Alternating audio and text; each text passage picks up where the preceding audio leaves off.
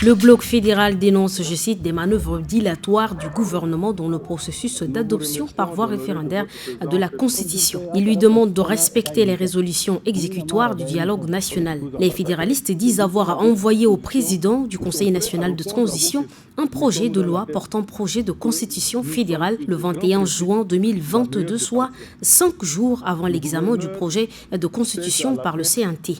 Mais regrette-t-il, par la voix de leur porte-parole Banyara Yoyana, ce projet de constitution n'a pas été porté à l'attention des membres du Conseil national de transition.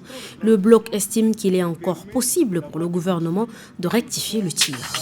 Saleh Kebzabo, Premier ministre de transition, a accordé une audience à l'équipe du Programme des Nations Unies pour le développement PNUD, chargée de la mission d'évaluation des besoins pour la réforme du secteur public. Conduit par M. Kamil Kamaluddin, représentant résident du PNUD au Tchad. La délégation est venue rendre compte au chef du gouvernement de sa mission dans le cadre de la modernisation et de la réforme de la fonction publique tchadienne. Selon Nadine Rougoué, chef de mission de modernisation des services publics, le gouvernement tchadien est très engagé pour la réforme de la fonction publique à travers la modernisation et la digitalisation des services et du fonctionnement de ces institutions. Cette réforme contribuera inéluctablement à améliorer l'accès aux services publics grâce aux moyens de communication modernes et permettra aux institutions d'offrir des services de qualité dans le respect des délais. Le président de transition Mahamat Idriss Déby Itno se trouve depuis hier après-midi à Libreville, le Gabon. Le chef de la transition participe ce matin aux côtés des autres présidents de la République